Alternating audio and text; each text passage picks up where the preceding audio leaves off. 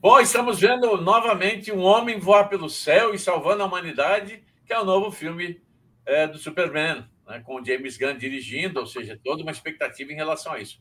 Agora, a grande pergunta é a seguinte: Super-Homem ainda é o grande ícone da cultura pop que todo mundo quer assistir, quer ver, quer ler os gibis, quer escutar a trilha sonora? Eu não tenho uma resposta simples, porque é um personagem que eu conheço há algum tempo, mas quem conhece mais do que eu é meu amigo Fábio Marques, o maior especialista, eu não estou jogando confete, o maior especialista do Homem de Aço que eu conheço e da América Latina, porque o cara foi até em Kansas para ver Smallville. Olá, tudo bem com Oi, você? Paulo, tudo bom? Tudo jóia, tudo tranquilo. A minha pergunta é o que eu fiz na introdução. Por que ainda tem esse fascínio, um personagem que daqui a alguns anos vai completar 90 anos de vida? Assim, recentemente, com essa história do novo filme, houve bastante discussão sobre a relevância do Super-Homem nesses tempos atuais. E, assim, teve uma resposta interessante, foi do Kevin Smith, aquele diretor de cinema de filmes independentes, e o próprio James Gunn também fala um pouco disso, é que, assim, o Super-Homem, ele se torna relevante quando o mundo tá mal. Quando o Jerry Siegel e o Joe Shuster criaram ele lá nos anos 30, e os Estados Unidos estavam na Grande Depressão, o mundo estava numa pior, e ele fazia uma resposta para aquele mundo. Há uns anos atrás, nossa, já vai fazer uns 10 anos, eu fui para Cleveland, na cidade onde o Super-Homem foi criado, e na verdade eu fui na casa, na verdade no bairro onde os dois viviam, os dois meninos judeus lá, o Jerry Siegel e o Joe Shuster. E assim, lá eu entendi coisa que eu nunca tinha entendido. Porque mesmo hoje em dia, aquele bairro é um bairro muito pobre. E era um bairro muito pobre lá nos anos 30. E aí você entende que aqueles dois meninos, não só eles estavam querendo criar um personagem ou ganhar o mundo sendo criativo, fazendo tiras de jornal, que era isso que eles queriam. Na verdade, eles estavam querendo sair da miséria. O lugar era muito pobre. E continua pobre, é pobre até hoje. É um bairro que até piorou dos anos 30 para cá. E assim, o Super-Homem é uma resposta a essa necessidade de um mundo melhor. O Kevin Smith, né, que ele falou recentemente, ele falou: o Batman funciona melhor quando o mundo tá bom e as pessoas estão meio emputecidas e bravas e querem, entendeu, dar porrada e tudo mais. O Super-Homem é um pouco uma resposta mais esperançosa. E é isso que eu acho que o James Gunn vai tentar fazer nesse filme. É um pouco diferente do Super-Homem do Zack Snyder, que foi o anterior, do Bryan Singer, que foi o antes, e talvez mais parecido com o Super-Homem dos anos 70, né, do Christopher Reeve, que também os Estados Unidos, o mundo nos anos 70 não estava numa melhor, né? Então, talvez essa relevância sirva para agora. Assim, não é, o Super-Homem não é, já faz desde os anos 80, não é mais o personagem mais importante da DC, nem da Warner. O Batman é o mais importante. Mas ele sendo o primeiro personagem, o primeiro super-herói do mundo, a Warner decidiu que vai começar por ele, o novo universo do DC Studios, né, do James Gunn. Interessante. Como a história do Super-Homem tem muita história, eu queria que a gente pudesse bater um papo com coisas simples. Por exemplo, nós temos aqui. Eu quero focar esse nosso papo mais em relação ao cinema, porque o Super-Homem tem desenho animado, tem seriado de televisão, participação especial, ideias diferentes, como, por exemplo, Smallville, para mim é uma ideia do Super-Homem bem diferente. Mas eu acho que a gente podia começar conversando sobre este. Nós temos aí o Action Comics, né, que foi o primeiro, número 1. É verdade que se alguém tivesse esse gibi hoje, em bom estado, está valendo mais de $1 milhão? Na verdade, é bem mais que isso. É? A versão. Dizem que existem 10 delas Na verdade, não é dizem, na verdade existe um catálogo desses gibis que eles lacram, né? Tem um lacramento oficial que eles fazem hoje em dia. O gibi mais caro já vendido num leilão foi o Action Comics número 1, acho que uns 2, 3 anos atrás, foi 2,4 milhões de dólares. Nossa Ontem eu recebi uma notícia aqui nas minhas redes que um cassino lá nos Estados Unidos vai dar de presente num evento que vai ter nas próximas semanas, por causa do filme também, uma versão dessa... Na verdade, a Action Comics número 1 de 38 mesmo, a verdadeira, só que ela tem uma nota 6.0. Essa que eu falei que é 2,4 milhões, ela foi avaliada em 9,4 a nota. Essa de 6.0 que o cassino vai dar, a avaliação é que ela vale a $400 mil. Nossa Senhora! Eu já peguei numa dessa daí, ela estava ponto 8. E ela valia $15 mil. E quase você... vou vender minha casa e vou comprar. não, essa loucura eu não tenho, mas assim, eu tenho algumas versões dessa Action Comics, porque ela foi republicada, né? Em outras épocas. Tem umas versões, tem uma versão dos Correios americana, que foi lançada em 98, quando o Super-Homem fez 60 anos. Eu acho que ela vale uns $200 agora.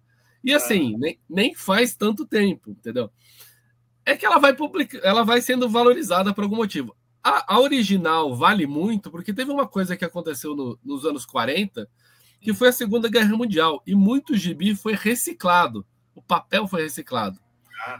Então, todos os gibis antes dos anos 40 meio que sumiram. Entendeu? Então, além dela ser a primeira do Super-Homem, ela é um gibi velho, tem quase 90 anos, né? Entendeu?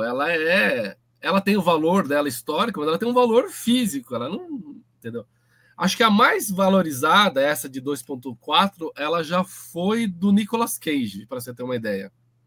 Uau! Entendeu? Aí acho que ele foi roubado. Tinha uma história que ele foi roubado, assaltado a casa dele, levaram. Ele tinha a primeira do Batman, a Detetive Comics 27, que vale também lá para mais de $1 milhão, tipo, não sei se chega a 2. De tempos em tempos eles refazem esses leilões, ela aparece de novo e o valor só sobe. Eu lembro de ter visto isso, o Super-Homem número 1, dentro de uma embalagem bonitinha, no filme O Contador.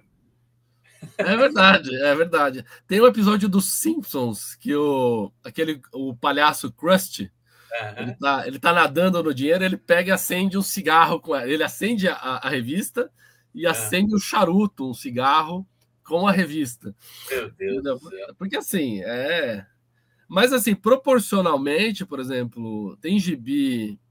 Esse ele é bem antigo, né? Mas, por exemplo, o primeiro Walking Dead, que não tem nem 20 anos, proporcionalmente pelo tempo de idade, pela quantidade de revistas que saíram, ele vale bem também. Já deve ter passado os $50 mil por um gibi de menos de 20 anos. E desse século ainda, né? O primeiro Homem-Aranha, que é dos anos 60, também o valor foi lá para cima. O interessante da Action Comics é ser o primeiro super-herói do mundo, né? Então, aí ela ganha um outro valor. Interessante. Então, agora vamos falar sobre a primeira aparição do Super-Homem no cinema, que são os desenhos animados dos irmãos Max e David Fletcher. Olha, eu confesso que eu não lembrava desses desenhos até assistir. Eu não lembro o que eu vi, que alguém comentou, que eu fui procurar. Obviamente, não fui procurar na internet, porque não existia naquela época, né? Eu falo dos anos 80. Eu acho que, se eu não me engano, eu vi numa amostra de cinema de algum lugar, né, que tinha lá o material dos Fletcher. O que você acha de interessante nesses desenhos? Para mim, esse é o melhor Super-Homem de todos. Olha. É o único, assim, para mim tem dois Super-Homens fora dos quadrinhos que remetem ao Super-Homem do Siegel e do Shuster lá, assim. É esse e o rádio. Eu tenho alguns CDs guardados aqui em algum lugar com todos os programas do rádio americano, que veio até antes desse desenho, né?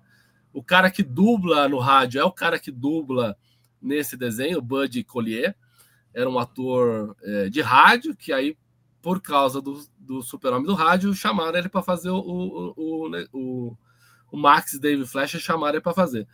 Assim, a qualidade técnica desse desenho é espetacular, assim, é melhor que o Disney estava fazendo nessa época. E tem uma história interessante da criação, do surgimento desse desenho, foi assim, a Warner, na verdade a Warner não existia ainda, né? Existia, mas não existia linkada com o Super-Homem. O Super-Homem era só da National, que era o nome do DC antigamente, e aí eles queriam fazer o desenho, né? A National DC foi atrás da Paramount para fazer esse desenho. A Paramount falou que não tinha um estúdio de animação suficientemente bom, e a Paramount foi atrás dos irmãos Max e David Fleischer, que até então faziam os desenhos do Popeye e da Betty Boo. E eles eram muito detalhistas, eles que inventaram o rotoscópio, que é a ferramenta que segue o filma uma pessoa e depois você desenha por cima para fazer uma animação mais perfeita. Eles falaram, a gente não quer fazer, na verdade internamente eles não queriam fazer o desenho do Super-Homem, então eles jogaram o valor para fazer um episódio de 10 minutos lá nas alturas. Na época, o valor da época foi $100 mil da época. Foi o que eles pediram. Exatamente. Foi o que eles pediram para fazer um episódio de 10 minutos. E a Paramount, que junto com a DC tinha certeza que aquilo ia fazer muito sucesso, falou sim, pode fazer. E você vê o dinheiro, você vê a grana, você vê o que eles gastaram lá, naqueles desenhos. Eu acho que são, se eu não me engano, são 17 episódios, né? Mas eles eram curtas de 10 minutos que passavam antes dos filmes, né? Então, na verdade, eles não são bem uma série, eles são pequenos curtas. O primeiro curta, que é o Cientista Louco, né? Mad Scientist, foi indicado para o Oscar de melhor curta-metragem de animação. Perdeu para, acho que, os Três Porquinhos do Walt Disney. O Walt Disney sempre foi muito forte em Hollywood, né? E uma coisa interessante do Max e David Fleischer foi que nessa mesma época que eles estavam fazendo esse desenho do Super-Homem, mesmo apesar da grana que eles receberam, eles estavam meio ruim de grana, e o Disney estava contratando todo mundo para fazer o Branca de Neve. Todos os animadores, desenhistas, coloristas de Hollywood, eles estavam contratando. E aí o Max e David Fleischer resolveram, nessa época dos anos 37, 38... 39, eles saíram de Hollywood e foram para a Flórida. E aí tem uma história engraçada que quando eles começaram a fazer em 39 e 40, né, o desenho só foi saindo em 41, o primeiro, eu acho. Eles chamaram o Joe Shuster, que é o desenhista criador do Super-Homem, né, para trabalhar os modelos principalmente do rosto do Super-Homem, da Lois Lane, para ser guia dos desenhistas e animadores. O Joe Shuster foi para a Flórida, e aí aconteceu e o Joe Shuster, ele, mesmo desde pequeno, ele sempre teve um problema de vista, nas duas vistas, e na verdade nessa época, logo depois da criação do Super-Homem, ele já estava praticamente cego, legalmente cego. E aí um dia que ele saiu do estúdio dos Flashers, depois de trabalhar durante o dia, ele foi no carro que ele tinha alugado, enfiou a chave e ficou tentando, mas não era o carro dele. Aí a polícia veio e levou ele, e ele ficava falando, eu sou o criador do Super-Homem, eu criei o Super-Homem, esse é o meu carro, é o carro que eu aluguei, e não sei o que lá, e acabou passando a noite na cadeia, na Flórida. E aí só na manhã o pessoal da Fleischer, ele não apareceu, foram atrás, aí acharam ele, e ele passou uma noite na cadeia, mas porque ele não enxergava e ele não sabia que era o carro dele. E assim, a qualidade visual é muito boa desses desenhos. E as histórias são curtinhas, né? Tipo, não tem muita fala, é quase um cinema mudo, né? É o Super-Homem, voa, faz, resolve, salva a Lois Lane. E assim, eu acho fantástico. O programa de rádio, ele é mais verborrágico, né? Porque obviamente não tem o que mostrar. E muito do que foi inventado... A primeira vez que o Super-Homem voa é nesses desenhos e no programa de rádio. A primeira visão de raio-x é nesses desenhos. O primeiro Jimmy Olsen é no programa de rádio e nesses desenhos tem um repórter jovem lá. O Gibi começou a pegar as coisas desses programas, do rádio e do desenho animado, e trazer para o Gibi. Até porque o Super-Homem, mesmo o Siegel e o Shuster, não tinham fechado o que era o Super-Homem. Então eles foram pegando disso daí. Eu acho que também o próprio Perry White, no Gibi, chamava George Taylor, e nesse programa de rádio, eu não sei se ele tem nome, mas a persona dele foi copiada desse desenho também. Então, esse desenho, ele é muito bom. O próprio filme do Christopher Reeve tem algumas partes, tipo quando ele salva a Hoover Dam, aquela represa gigante no Colorado, né? Tem essa cena também no desenho do Max Fleischer. Então, a influência foi muito grande.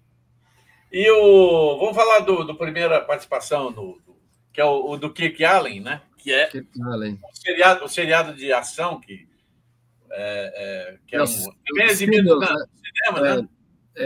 Nessa época, tipo, nos anos 30, 40, tinha muito esses serials, né?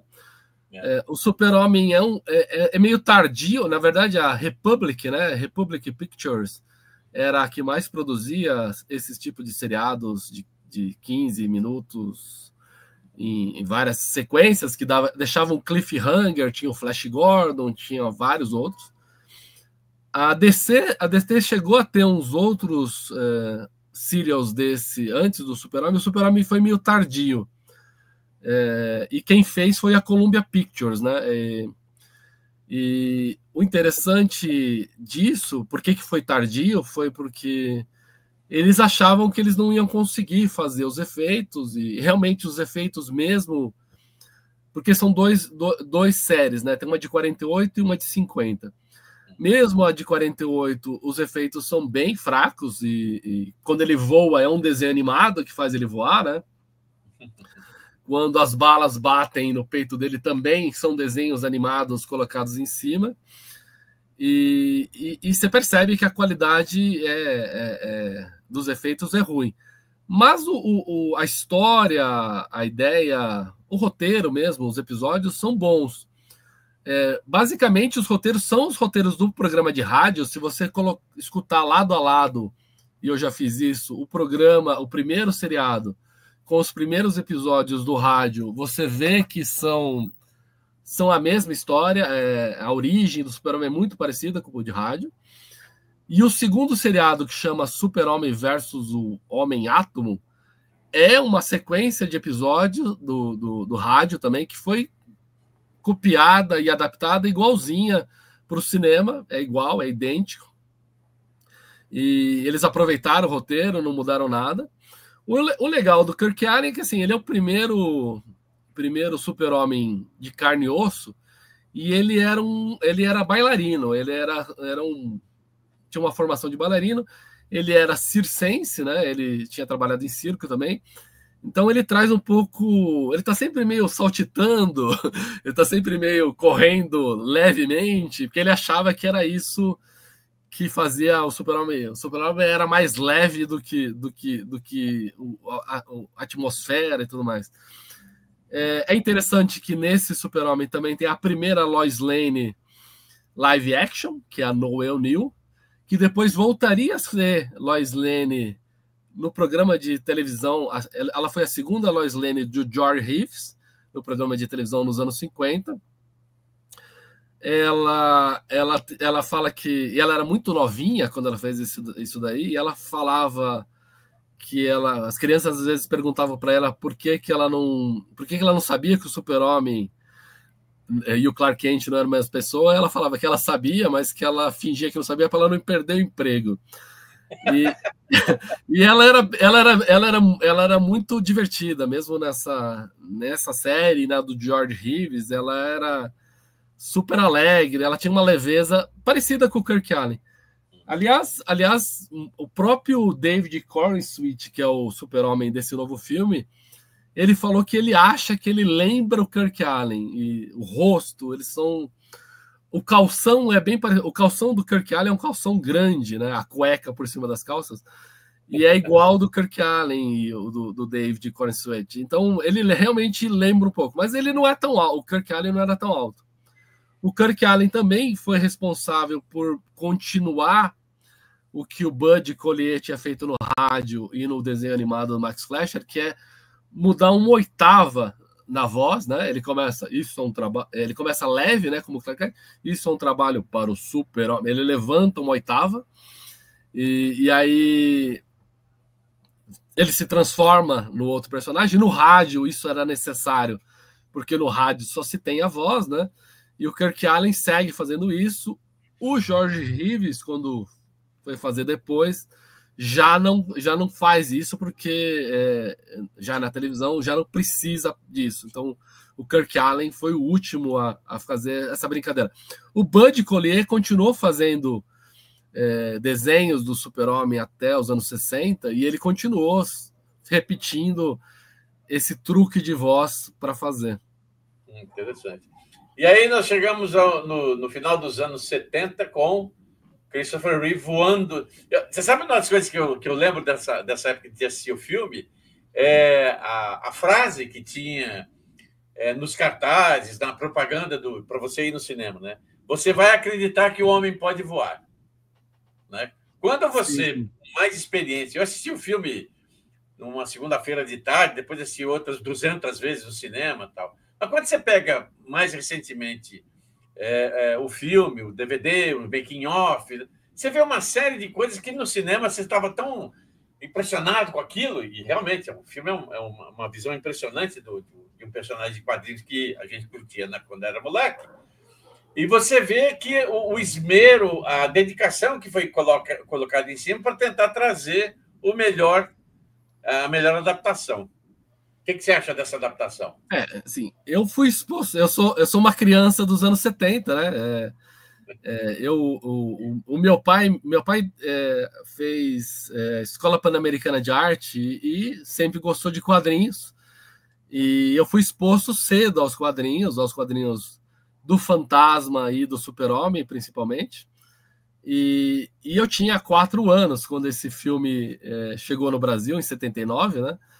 E obviamente que eu já sabia, queria assistir, e só tinha legendado, né? Eu não sabia ler, eu sabia muito pouco, porque meu pai me dava os gibis, mas eu li algum.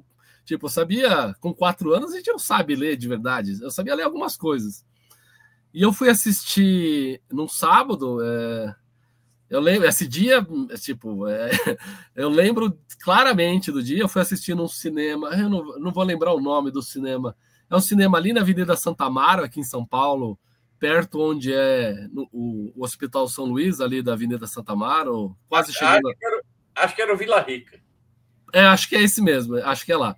Eu fui no sábado, eu lembro que eu fui triste porque o meu irmão, a cabeça de criança, né? O meu irmão tinha acabado de nascer, meu irmão tinha meses, assim, tipo, acho que foi em abril, meu irmão devia ter um mês. Eu estava triste que o meu irmão não ia poder assistir comigo e que minha mãe não ia poder ir ver. Aí eu fui com meu pai e eu assisti o filme, e aí no meio do filme, na parte do conflito do filme, né? Tipo, o meu pai dormiu. O meu pai estava meio dublando o que eu não entendia para mim na minha orelha, né? Explicando o que eu não entendia. Mas eu lembro que eu ficava quieto, porque assim, eu fiquei abismado. E aí, quando acabou o filme, meu pai acordou, né? Quando chegou no final, meu pai acabou acordando. E aí ele falou assim: quer ver de novo? E eu não sabia porque antigamente a gente ficava, né? Eu falei, mas é lógico que eu quero ver de novo. Aí ele foi, comprou pipoca, voltou, e aí ele assistiu inteiro, tipo, do meu lado. E eu lembro que, assim, algumas coisas que eu lembro, a experiência foi extremamente impressionante. Algumas coisas que eu lembro, assim, ver o Super-Homem no final do filme chorando por causa da Lois, todo mundo sabe, né? Não é spoiler. Quando a Margot Kidder morre, ver o Super-Homem chorando foi muito forte para mim.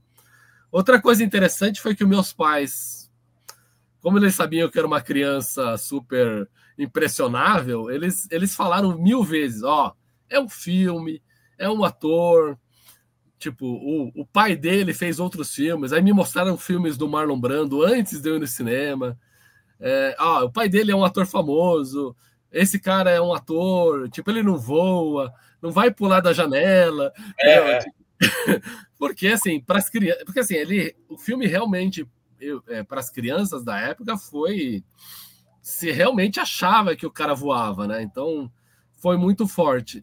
Aí o filme demorou, porque não tinha videocassete naquela época, o filme demorou muito. Acho que demorou quase uns 10 anos ou uns 8 anos para passar na televisão, para ter no videocassete. Não existia videocassete naquela época, ninguém tinha. Eu lembro que ainda fui ver o 2, né? Eu lembro que meu pai me falou, ó, aparece no final aqui que vai ter o 2. Lembra a história do Zod? Vai ser a história do 2. O meu pai fez o trabalho de me vender a ideia do filme. Aí eu fui ver o 2. O 2 foi super legal também. E, tipo, mas aí eu fiquei, tipo, comecei a ler os quadrinhos com mais vontade por causa do filme. Aí vendo, eu até conheci há um tempo atrás o Elias Salkind, que é o produtor, que teve um evento lá numa cidadezinha lá nos Estados Unidos, chama Metrópolis, ele estava lá, e eu conversei um pouco com ele, e muito legal, porque ele quis falar em português comigo.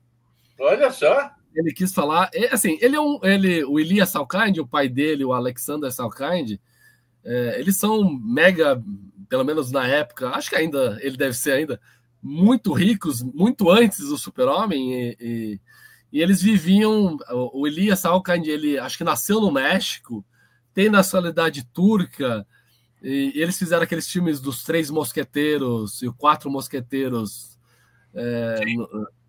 antes dos anos 70, aquela versão. Ali, Raquel isso mesmo, eles fizeram isso.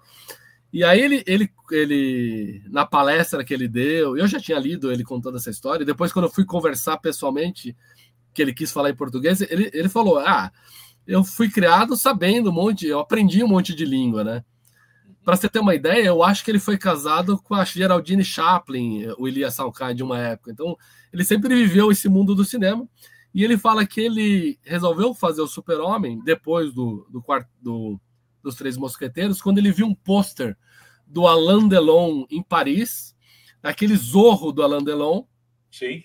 E aí ele pensou, olha, que outro personagem famoso eu poderia fazer um filme, colocar um ator famoso assim, e fazer um filme e ganhar muito dinheiro, obviamente, né? E aí ele pensou no Super-Homem, foi atrás da DC e garantiu os direitos. A ideia dele era ter o Robert Redford, né, no papel principal. Foi depois de muita convencimento e ele diz que a sorte dele foi que o Robert Redford falou não. E aí eles tiveram que ir atrás de outras possibilidades, e aí chegaram no Christopher Reeve, né? Mas nessa conversa que eu tive com ele fala que o que garantiu ele ter a grana para fazer esse filme, e esse filme precisava de uma grana alta, foi a ideia ele e o pai dele foram atrás do Mário Puzo, né, o roteirista do Poderoso Chefão. O Mário Puzo escreveu um calhamaço de 600 páginas, um negócio monstruoso, com a ajuda da DC. Na verdade, tem um escritor que é o meu escritor favorito de quadrinhos, que é o Elliot Maguin. O Elliot Maguin escreveu junto com o Mário Puzo, dando informação dos quadrinhos para o Mário Puzo, porque o Mário Puzo não entendia de quadrinhos. E aí ele fez uma história gigantesca, mas aquilo era impraticável, não dava para filmar. Mas com esse roteiro monstro, eles conseguiram o Brando. E com o Brando, eles conseguiram o Gene Hackman. E aí quem ia ser o diretor ia ser aquele Guy Hamilton, que era diretor dos filmes do 007 na época. E só não foi o Guy Hamilton, porque a ideia deles era filmar em Londres. E apesar do Guy Hamilton ser inglês, ele tinha trocado de nacionalidade. Eu acho que ele tinha virado italiano e não podia ficar mais que 2 semanas na Inglaterra, senão ele tinha que pagar imposto de renda. E aí, tipo, o Ilya Salkind e o pai dele, o Alexander Salkind, eles tudo eles estavam bem pensado, quanta grana ia gastar e tudo mais. Eles falaram, não, sem o desconto que a gente vai ter em filmar na Inglaterra, não vamos fazer. Então, já que você não vai ser o diretor, vamos atrás de outro diretor. E aí eles ligaram para o Richard Donner, né, que era o diretor como chama? A Profecia, tinha feito muito dinheiro com A Profecia naquele ponto. E assustado muita gente. E assustado. Não, e assim, o legal do Profecia é que é claramente um filhote do Exorcista, né?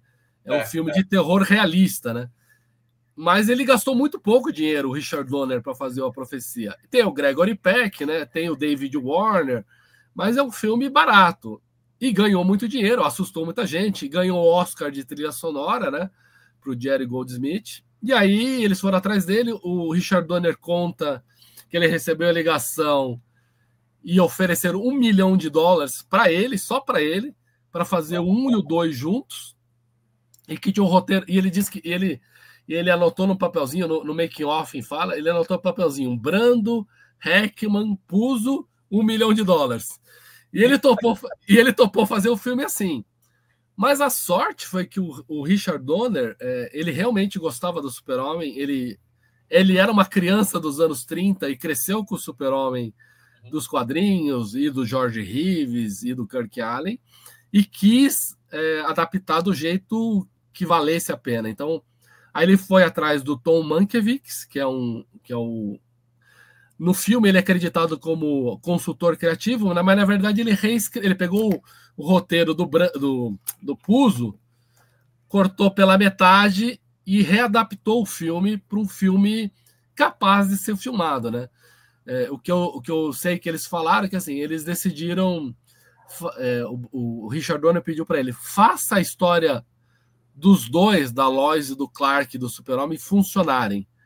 Você fez a relação deles funcionar, você criou um romance que o público pegue, todo o resto vai funcionar. E aí, mas assim, o filme tem várias inovações interessantes. Assim, a primeira parte do filme, que é em Krypton, a fotografia, os cenários, foi feito pelo mesmo cara que fez o Star Wars, né? E eles fizeram dessa forma porque o Brando só estava disponível por pouco tempo. Então eles tinham que filmar muito rápido. Então filmaram o Brando naquele começo.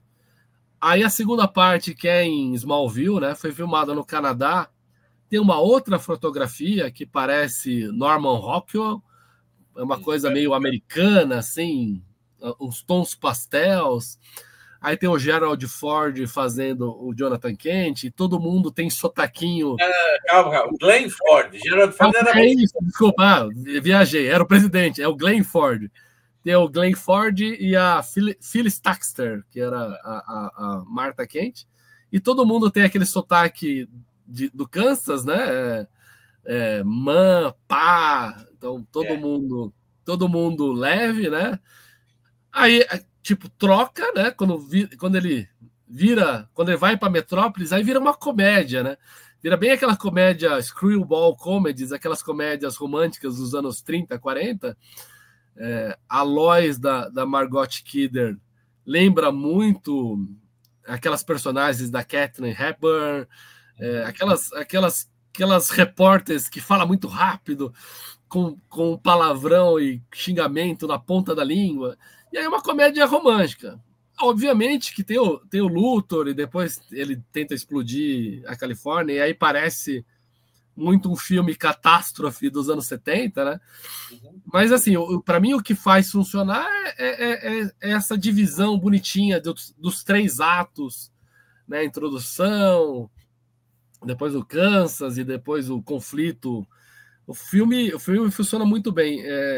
Eu assisti há pouco tempo atrás no cinema de novo, no lançamento da Warner, e realmente no cinema o filme funciona muito bem.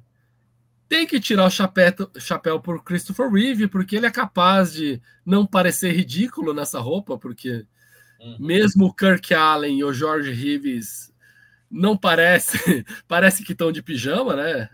Mas o Christopher Reeve não. O Christopher Reeve realmente parece que ele é o Super-Homem. o físico tá lá, né? Ele era muito magrinho quando ele foi feito o teste dele, e ele ganhou o corpo físico, né? Quem treinou ele, não sei se você sabe, foi o David Prowse, que era o Darth Vader, era o Darth Vader dentro da roupa do Darth Vader, era o cara ele foi chamado para treinar o Christopher Reeve e fazer o Christopher Reeve ganhar peso e ganhar músculo. E você percebe, né, que ele era um ótimo ator, assim, tipo, para esse papel, o Christopher Reeve, ele fez Juilliard, né, aquela escola de teatro de Nova York, dividiu o quarto com o Robin Williams e, tipo, ele tinha essa qualidade teatral que o Super-Homem precisa. Esse ator novo do novo filme do James Gunn também é um garoto de Juilliard, então esperamos que ele consiga ter o mesmo nível do Christopher Reeve. É difícil, né? Tipo, a gente ainda vive nessa lembrança. Tipo, poucos super-homens depois conseguiu fazer o que o Christopher Reeve fez, né? Não teve. Então, chegamos ao Brandon Routh, que a história pega, digamos assim, um gancho do segundo filme para contar essa história, né? O que cá entre nós, a história, quer dizer, eu não sei, sinceramente, às vezes eu fico pensando assim, o que esses caras pensam para fazer um personagem que todo mundo conhece, né? E cria uma história que cá entre nós sem pé nem cabeça. Né? Eu gosto do filme, acho legal, tem um visual novo. Ele é um filme, assim, eu lembro que na época se reclamou muito, porque tem a história do filho do Super-Homem, da Lois ter casado contra o cara. Ela realmente é uma história sem pé nem cabeça. O Bryan Singer, que é o diretor, e os dois roteiristas, incluindo o Bryan Singer, que também trabalhou no roteiro, são os roteiristas daquele Os Suspeitos, do Bryan Singer, que tem o Kevin Spacey e tudo mais. Mas, assim, eu acho que, assim, ele resolveu fazer uma homenagem ao filme do Christopher Reeve, né? Então, o estilo, a música do John Williams está lá. Ele fez uma continuação do segundo filme, né? Porque, né, o terceiro e o quarto do Christopher Reeve não é bom quanto o primeiro e o segundo. E ele não quis inventar nada, ele quis seguir, continuar aquilo. Assim, por mais problemático que seja, você pode considerar que o cara teve coragem de tentar uma coisa diferente. Tem um livro do Quentin Tarantino, que está aqui atrás de mim, esse livro, que o Tarantino, naquele ano de 2006, foi para Cannes e ele assistiu esse filme, o Superman, O Retorno, em Cannes. E aí o Tarantino, sendo o Tarantino, resolveu fazer um prêmio de Cannes pessoal dele. E ele diz nesse livro que ele escreveu, acho que umas 6, 7 páginas sobre esse filme, e ele deu o prêmio de melhor diretor, o prêmio do Tarantino em Cannes, dele mesmo, do pequeno festival de Cannes do Tarantino de 2006, ele deu o Cannes de melhor diretor para o Bryan Singer pela coragem de fazer uma releitura do Super-Homem, sendo o Super-Homem do Christopher Reeve, uma releitura atual. O filme é muito bonito, assim, visualmente. O Brandon Routh é um cara muito bonito, ele lembra o Christopher Reeve, ele é alto pra caramba. Eu conheci ele no México, quando eu fui pela Sci-Fi News fazer o lançamento do filme, e uma das coisas que me chamou... Assim, o que eu gosto do filme é o salvamento do avião. Aquilo lá demais. E voltando ao Max Fleischer, esse salvamento é tipo o salvamento do avião daquele episódio que tem lá no... É a mesma ideia. O próprio Gibi, nos anos 80, a versão do John Byrne, na origem do Super-Homem dos anos 80, tem o Super-Homem salva a Lois Lane num avião. Na verdade, não é um avião, acho que é um ônibus espacial. É bem parecido também. Aquela cena, aquela é muito bem feita. O Brandon Routh, ele deu azar, né? Porque ele seria um bom Super-Homem. Uhum. Ele volta a ser Super-Homem naqueles seriados do Flash, da Supergirl, em 2018, 2019, e coloca uma roupa nele. Ele até usa esse símbolo aqui. Ele é o primeiro a usar esse símbolo novo. É o Brandon Routh, não é esse cara do James Gunn. Esse símbolo que é adaptado do Reino do Amanhã, do Alex Ross, amarelo e vermelho aqui. O Brandon Routh é o primeiro a usar. Eu encontrei ele 2 vezes em 2 eventos. Um evento da Filadélfia. Conversei com ele. Ele é muito educado e tranquilo. E encontrei ele nesse mesmo evento que eu vi o Elias Salkind. Eu encontrei ele de novo, a gente conversou um pouquinho. Na verdade, eu conversei mais com o pai dele estava lá também. E o pai dele é um caipirão, assim, bem... Eu não sei se não é do Texas, é um outro estado do meio oeste. E aí você percebe que esses valores do meio oeste americano, quando eles vão atrás dos atores, porque o Tom Welling é dessa origem. O próprio Christopher Reeve foi criado meio que no meio oeste americano. O Kirk Allen é um caipirão também do meio oeste americano. Eles meio que vão atrás desse background no ator para colocar ele no papel de super-homem. Assim, o filme podia ser melhor. Eu acho que, assim, o que eu acho que ele, apesar da Kate Bosworth, que é a Lois Lane, ser uma ótima atriz, o Kevin Spacey ser fantástico como Luthor, eles erram um pouco no jeito que... No tom do filme, né? A Kate Bosworth acaba sendo a vilã. A Lois Lane é a vilã do filme do Superman Returns. E, assim, você é um pouco o que o Richard Donner pediu no outro filme. Você tem que fazer a relação dos 2 personagens funcionar para o filme funcionar. Então, como a Lois Lane não funciona, e ela só vai funcionar depois, no final do filme, quando ela é salva e tudo mais, o filme fica ruim. Eu tenho uma pena que o segundo filme, eles tinham uma ideia de fazer um segundo filme, e o segundo filme não saiu, né? Por causa do... que a Warner chegou à conclusão que o filme não fez dinheiro suficiente para fazer o segundo. E aí não teve. E aí fomos pro...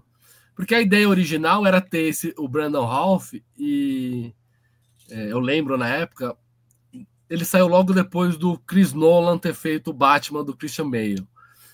O Batman do Christian Bale é muito realista, muito pé no chão, e internamente a Warner queria fazer os 2 aparecerem juntos, criar um universo, né? Mas não dava. Esse super-homem não funcionaria com o Christian Bale. Então, a Warner seguiu com os filmes do Batman e desistiu desse filme, né? E assim foi.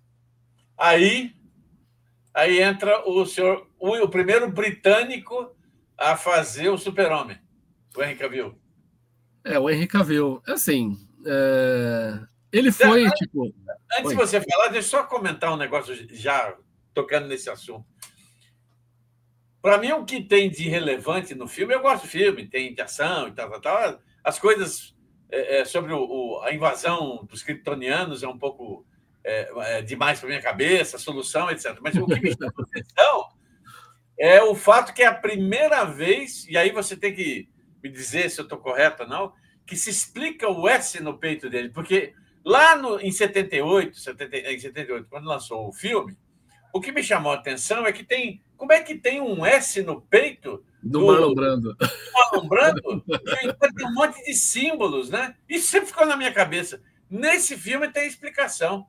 Agora, você que conhece. Nos filmes, realmente, nos filmes longa-metragem, realmente, esse S é a primeira vez que é explicado como sendo significado, sendo esperança. Isso é copiado de um gibi do Mark Waid, do Mark Waid, como é que é o nome daquele cara? Eu não vou levar o nome do filipino que desenhou, mas o escritor é o Mark Waid. É um gibi que chama Superman Birthright, ou Superman O Legado das Estrelas, quando a Panini lançou aqui no Brasil.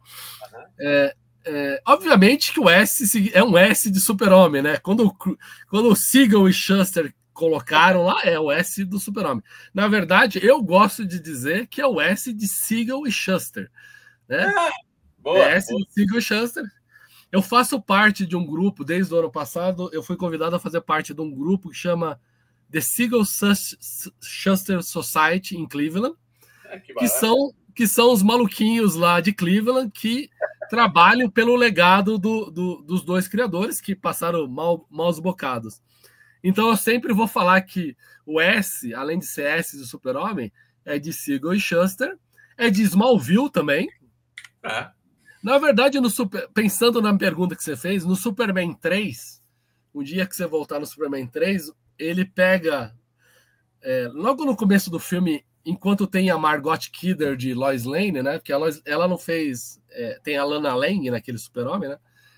Ele vai viajar para Kansas para encontrar a Lana Lang e ele levanta o moletom do Smallville, do time de futebol da cidade dele. E ele é um S, né? Aí ele levanta, obviamente, o Superman 3 é uma comédia. Ele levanta para fazer uma piada, né? E a Lois fica olhando aquele S no peito dele, gigante, e ele fala S de Smallville. Então a primeira explicação no filme foi que era S de Smallville. Mas assim, aí no filme do Henry Cavill, do Zack Snyder, a Amy Adams pergunta para ele, esse S é do quê? E aí ele fala que no meu planeta significa esperança. No gibi, teve vários retcons e várias, nos anos 70, nos 60, que trouxeram isso, que o S vinha de Krypton, que o S era o símbolo da família El, até o Burt Wright, o Mark Waid, falar que significava esperança. Assim, pessoalmente, eu prefiro que o S seja um S. Assim, no Marlon Brando, eles foram o primeiro a colocar no peito do Jor-El o S. Antes disso, se você olhar o Jor-El do Kirk Allen, o Jor-El do George Reeves, todos os Jor-Els anteriores, eles tinham tipo um sol no peito dele, que era o sol de Krypton, o Hal, o sol de Krypton chama Hal. Eles tinham o sol, era uma roupa com um sol gigante, e aí quando ele vem para a Terra, a mãe dele, a Marta, cria o S nessas versões antigas, e nas versões depois do Christopher Reeve, eles falam que esse S estava na nave e eles colocam o S no peito, e aí vem um significado kryptoniano. Eu não sei o que o James Gunn vai explicar esse S estilizado, que é o S desse novo filme. Esse S, nessa configuração, quem criou ele foi o Alex Ross naquela minissérie O Reino da Manhã. No do Alex Ross, o amarelo, na verdade, o amarelo é preto, e é uma homenagem ao Max Fleischer e ao Dave Flash. Sim. Que o símbolo do Max Dave Flash, daquele Super-Homem, é um S redondinho aqui, mas é preto o fundo. E o Alex Ross, lá na época e recentemente, ele fala, eu fiz por dois motivos, né? Que é naquela história do Reino Amanhã, a Marta e o Jonathan e a Lois tinham morrido, então o Super-Homem usa preto por causa da morte deles, e o Alex Ross queria remeter ao Max e Dave Flash, então o símbolo é um preto aqui embaixo. Vamos ver qual que é a explicação que o James Gunn vai dar pro símbolo. E aí, ó. Mas é gozado que o símbolo é muito parecido, né? O símbolo é um símbolo estilizado. Diz os boatos que ele vai usar uma outra roupa também no filme. Não sei se no final, não sei se no começo. Dizem que ele vai usar uma outra roupa uma outra hora. O James Gunn, nas entrevistas que eu vi, ele falou que ele quis dar um uniforme, ele não quis aquela roupa colante, e nem igual do Christopher Reeve, nem aquela roupa de músculos igual do Cavill. Ele quis uma coisa que lembrasse um uniforme. Lembra muito a roupa do pessoal do Guardiões da Galáxia, do último Guardiões da Galáxia, que foi feita pela mesma estilista que trabalha normalmente com o James Gunn. Então, ele lembra um uniforme um pouco militar, com umas linhas, e aí tem esse símbolo. Vamos ver o que vai acontecer. Eu não sei se você sabe, mas o James Gunn confirmou, acho que foi ontem, esses dias aí, ele confirmou quem é o Jor-El desse filme. Você quer saber? Posso falar? Não, veja, acho que não. Acho que não. Falar porque é o seguinte, você vai assistir o filme e eu acho que vale a pena a gente voltar depois e bater um papo sobre o que a gente achou do filme. E aí okay. podemos falar com spoiler, sem spoiler, tanto faz. O importante é assim, vai. Então vamos falar que assim, o único spoiler é que vai ter o Jor-El.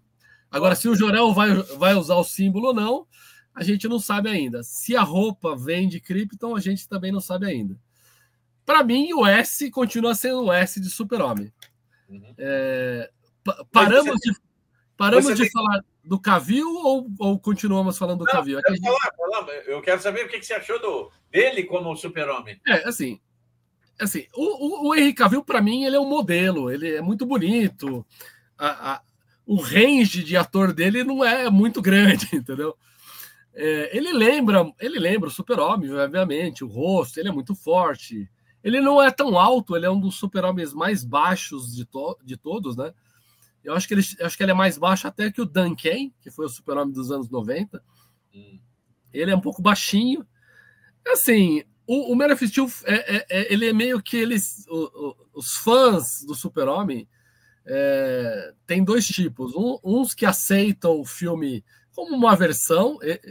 Eu sou um desses, para mim, é uma versão do super-homem. É uma versão válida, entendeu? Tipo, o Frank Miller várias vezes sempre diz que o Super-Homem e o Batman, a Mulher Maravilha, você pode fazer o que quiser com eles, que eles não quebram, eles são diamantes, você pode bater na parede, continua funcionando. Assim, o Zack Snyder quis criar um Super-Homem baseado no Super-Homem do John Byrne, que é dos anos 80, violento, escuro, realista. O pessoal esquece, mas o produtor é o Chris Nolan e um dos roteiristas é o Chris Nolan. Então, eles sabem o que eles estavam fazendo, né? Eles queriam fazer o filme desse jeito. Então, o filme é um filme pesado, é o que você falou. As soluções para se livrar dos kryptonianos são pesadas. Não é um filme para criança. É um filme para adolescente para frente, entendeu? Eu gosto do filme porque ele adapta o Super-Homem dos quadrinhos que eu sou mais familiar, que é o Super-Homem dos anos 80 do John Byrne. Então, por exemplo, ele tem aquela coisa que essa é uma discussão antiga. Quem é o Super-Homem? O Super-Homem é o Clark ou é o Super-Homem? Quem é a pessoa mesmo?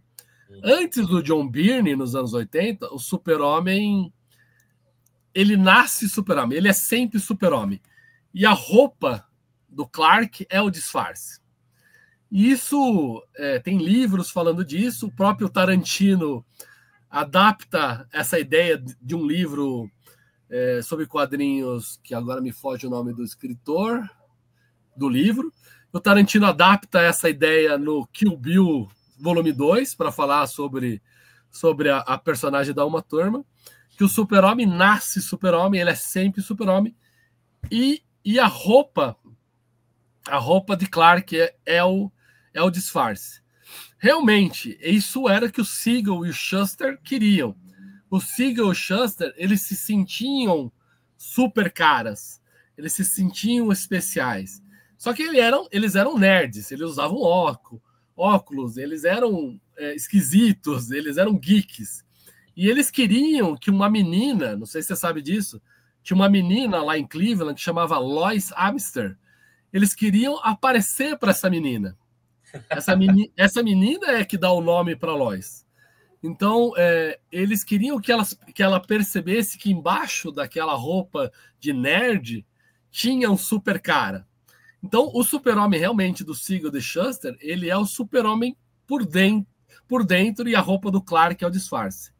Quando o John Byrne chega nos anos 80 para refazer o Super-Homem depois da crise das Infinitas Terras, ele faz o que a gente chama de marvelização do Super-Homem. Os personagens da Marvel são sempre humanos. Eles sempre têm uma explicação psicológica. Então ele inverte isso. Na verdade, o Super-Homem é o Clark e a roupa de Super-Homem é o disfarce. E o Henry Cavill, esse Super-Homem do Zack Snyder, é o primeiro nos filmes a ser dessa forma. Antes dele, quem foi assim era o Dean Cain, lá nos anos 90, naquele seriado Lois and Clark, porque foi feito depois das histórias do John Byrne. E esse Super-Homem do Man of Steel é o primeiro Super-Homem dessa forma. Tem um valor para isso, entendeu? Tem um valor nessa versão humanizada. O Cavill é o primeiro super-homem mais humano. Então ele tem um conflito, ele não sabe direito o seu super-homem. Quando ele faz o que faz no final do filme, o super-homem do John Byrne também mata o Zod no gibi. Então é uma versão daquilo. Então, uma versão mais humana, com defeitos. O mundo é um mundo que não confia no Super-Homem. O universo DC e o universo Marvel tem essa diferença. Na Marvel, os heróis não são confiáveis. Os mutantes dos X-Men não são confiáveis. Os Vingadores são vingadores, eles estão lá para vingar. Na DC, os heróis são sempre deuses. A Mulher Maravilha é uma deusa. O Super-Homem é uma coisa quase Zeus. Então, eles têm a Liga da Justiça, né? É uma coisa idealizada. Então, tirando o Batman, todo mundo é muito idealizado. Então, o que o Zack Snyder quis foi tentar desconstruir, seguindo o que o Frank Miller e o que o Alan Moore fizeram no Cavaleiro das Trevas, no Watchmen, e fez essa versão. Para mim tem o valor. Essa versão tem um valor. Não é o meu Super-Homem favorito. Tem coisas que eu gosto, tem coisas que eu desgosto dessa versão. Tipo, a minha filha pequena sempre, desde pequenininha, coitada, ela sempre foi exposta ao Super-Homem, né? E ela não gosta, ela detesta o Henry Cavill. Ela não gosta. Para ela não é o Super-Homem. Ela prefere o Tom Welling. Então, assim, a molecadinha, aquilo é muito sério, aquilo é muito dramático, é muito choro, entendeu? Não funciona. Aí o Batman versus Super-Homem segue esse mesmo caminho, e aquele Liga da Justiça que teve também acaba seguindo. Então, o que a gente vai ver agora é uma volta a uma coisa mais leve, né? Não, tipo, a versão do Zack Snyder foi fechada, enterrada e acabou. Você sabe que quando você falou do Batman vs Super-Homem, quando eu fui assistir a premiere do filme, eu achei o filme muito divertido. E assim, do que a gente conhece dos conflitos entre o Batman e o Super-Homem nos quadrinhos, está mais ou menos dentro da mesma linha. Mas o que eu fiquei impressionado é a revolta de vários caras que não se conformaram da solução para que o Batman caísse na real e ficasse do lado do Super-Homem. Assim. Para mim, eu achei tão falar a palavra do momento, tão orgânico, que assim. Eu acho que eu estava nessa mesma sessão que você, entendeu? Eu acho que eu estava nessa mesma sessão. Assim, eu lembro que quando eu assisti o filme nessa primeira sessão, uma coisa que chamou para eu gosto mais do Batman vs Super-Homem do que o Man of Steel. Sim, posso estar falando besteira. O Batman vs Super-Homem tem os seus problemas também, mas assim, eu gosto mais. Eu acho o Man of Steel. O Man of Steel, para mim, é uma versão do Super-Homem 2 do Christopher Reeve, porque é muito igual. Tipo, ele vai para uma cidadezinha pequena, luta com os kryptonianos e depois, no final, eles lutam em Metrópolis. É basicamente a mesma história. Eu não vejo muita inovação no Man of Steel do ponto de vista da história. Eu vejo inovação nessa ideia de como caracteriza o Super-Homem. Mas voltando ao Batman vs Super-Homem, na primeira cena do começo do filme, quando mostra a origem do Batman, quando eu assisti essa primeira vez aí no primeiro dia, uma coisa veio na hora, porque eu vi a origem do Batman milhões de vezes em gibis e filmes e tudo mais. E aquela versão é muito parecida com a versão do Frank Miller do Cavaleiro das Trevas, tirando um único detalhe. O Thomas Wayne, pai do Batman, quando ele cai no chão, ele fala assim, Martha. E eu lembro que eu fiquei assim, mas por que? Na hora, eu fiquei, mas por que o Zack Snyder e o Chris Terrio, que é o roteirista, estão fazendo o cara falar Marta caído na sarjeta, para quê? E aí aquilo ficou na minha cabeça. E quando chega lá no final, quando o Ben Affleck de Batman escuta a Marta pela Lois Lane e aí resolve não matar o Super-Homem, para mim também me pareceu orgânico, me pareceu fechando o poema, né? Fazendo a rima no começo. Eu não sei, assim, eu entendo que as pessoas têm todo mundo vai com a sua expectativa, entendeu? Mas eu tento entender o que o diretor está querendo fazer, entendeu? Eu tô lá prestando atenção. E para mim, quando o cara me põe Marta no começo e depois tem uma rima pro Marta naquela parte, eu falo, porra, sacada genial, legal. Pode dizer que eu entendo o pessoal reclamar, é muito besta, o cara tava brigando e agora falou o nome da mãe e ele vai parar. E aí é engraçado, né? Porque eu lembro que depois ia ter o filme do Aquaman e o pai do Aquaman chama Thomas. Aí teve memes e memes do Batman. Seu pai também chama Thomas. Entendeu? Mas assim, eu gostei muito da ideia de que pro Batman, o Super-Homem só vira humano quando ele percebe que ele tem uma namorada, que ele tem uma mãe, que a mãe tem o mesmo nome. É legal, eu gostei disso. E para quem é do gibi, esses pequenos detalhes são preciosos, entendeu? Mas, Fábio, eu acho que o que deixou muita gente... Olha, eu lembro de ter... quando eu comecei a ver alguns dos comentários que estavam fazendo nas redes e tal, eu fui mais além, eu fui ver os comentários que estavam fazendo em outros países. Eu vi críticas na Alemanha, na França, na Inglaterra, nos Estados Unidos e tal. Eu fiquei chocado, porque aonde eles pegavam no pé era exatamente nessa solução. Porque dá a impressão que, assim, porra, eu estudo quadrinhos, eu leio quadrinhos há 50 anos, eu não lembrava que as duas mulheres tinham o mesmo nome. Sabe esse tipo de frustração? E não, o que você falou, para mim, é o que aconteceu comigo. Falei, pô, ele fala naquele momento lá e repete. Pô, essa é a chave que faz a coisa mudar. É ali que está a mudança. Sim, assim, eu lembro que quando eu vi o Super-Homem, o Man of Steel nos Estados Unidos, eu assisti antes de vir para o Brasil. Eu estava em Nova York, eu tinha feito uma viagem para celebrar os 75 anos do Super-Homem e assisti na estreia lá. Quando o Super-Homem, o Henry Cavill, quebra o pescoço do Zod, metade do cinema vaiou.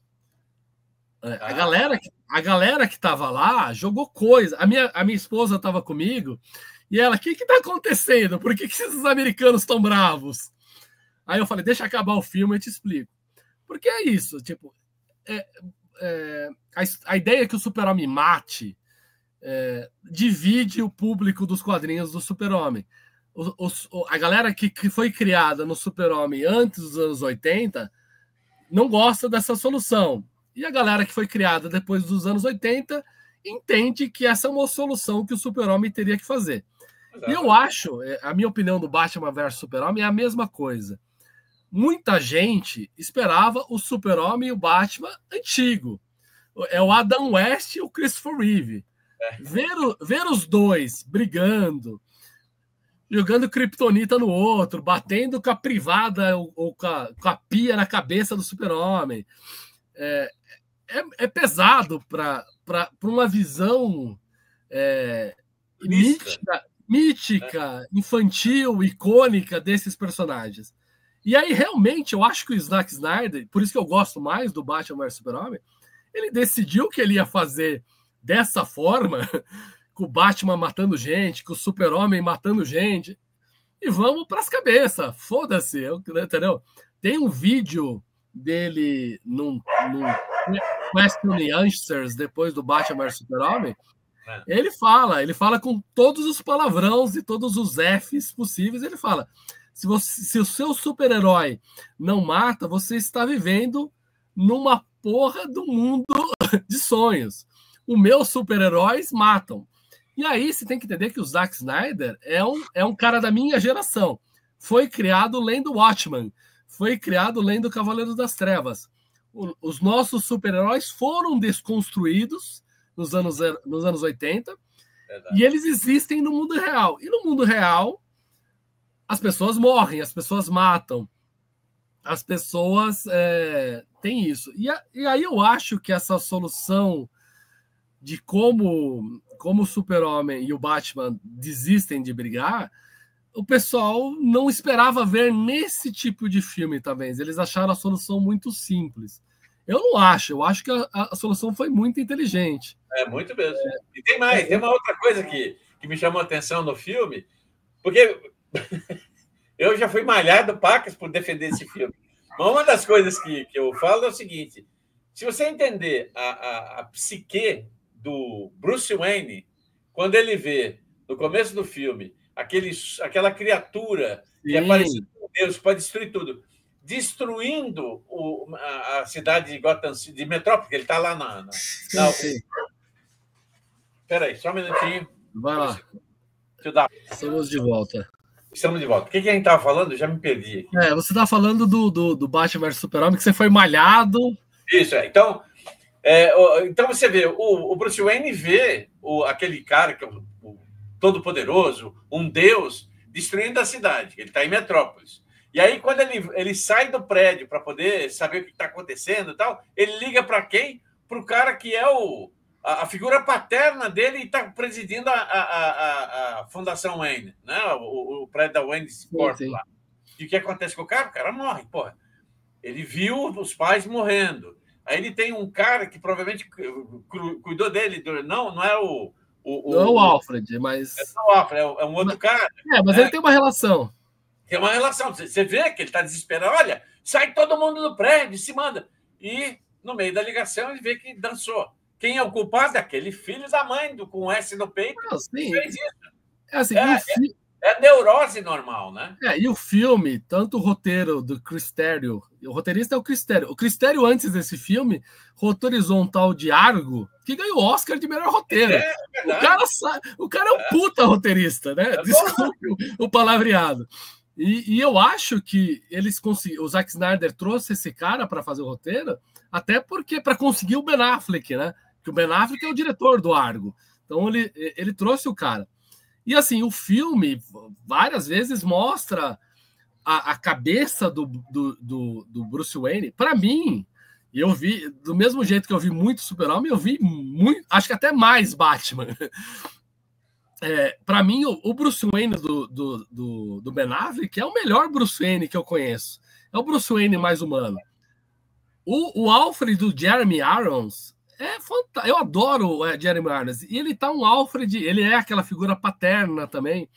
E ele não é um... Porque assim, o Alfred do Chris Nolan lá, que é o Michael Caine, eu não gosto, porque eu acho ele se intromete muito na vida do Bruce Wayne. Ele quer mandar. E o Jeremy Irons não, ele é mais o Alfred mesmo. Ele se põe no lugar de mordomo. Apesar dele contrariar o Bruce Wayne, ele se põe no lugar de empregado e segue. Verdade. E segue fazendo o que tem que se fazer. E assim, eu percebo que eles construíram, o Zack Snyder e o Cristério vão construindo o Bruce Wayne para mostrar o lado humano dele e como a perda do pai e da mãe, apesar dele ser mais velho, ainda está lá. E quando ele vai bater no Super-Homem, ele tá querendo ainda a vingança dele. E quando a Lois... É que, para mim, a minha personagem favorita dos quadrinhos vai ser sempre a Lois. A Lois é o meu gancho do Super-Homem, é a Lois. Quando é a Lois que chega lá para falar a história da Marta e para falar, tipo, é a mulher que o Super-Homem ama, para falar da mãe dele, é a mãe dele. Marta é a mãe dele. Aquilo, para mim, tipo... Eu fui derrubado ali, eu falei, caralho, que demais. Que demais, porque eu tenho uma relação com esses personagens. Eu várias vezes eu também já briguei por causa dessa cena, e eu falo assim, eu tenho uma relação com esses personagens. Para mim, os personagens estão muito bem construídos. Você pode reclamar, uma coisa que eu não gosto do Batman vs Super-Homem, é que ele colocou o Cavaleiro das Trevas e colocou a morte do Super-Homem numa coisa só. É verdade. Mas, assim, eu sei que ele foi obrigado pela Warner a fazer isso.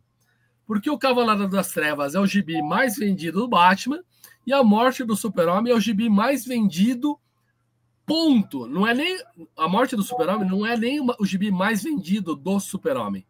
A Morte do Super-Homem, a Superman no 75 americana, é o gibi mais vendido da história dos quadrinhos modernos, ponto. Vendeu-se 6 milhões de revistas quando o Super-Homem morreu. Aquele gibi, a DC, a Warner, está sempre querendo trazer mais gente para voltar para o gibi. Tipo, eu mesmo parei de ler gibi brasileiro do Super-Homem quando o Super-Homem morreu lá nos Estados Unidos. Eu falei, não vou ler mais em português, vou ler em inglês, porque era um ponto que eu podia entrar no gibi. Entendeu? Aí depois eu me desfiz tudo que era da editora Abril, Ebal, e comecei a voltar para trás, a reler os gibis em inglês antes da morte. A morte do Super-Homem, não que ela seja importante ou legal e tudo mais, ela é um ponto de entrada importante para DC.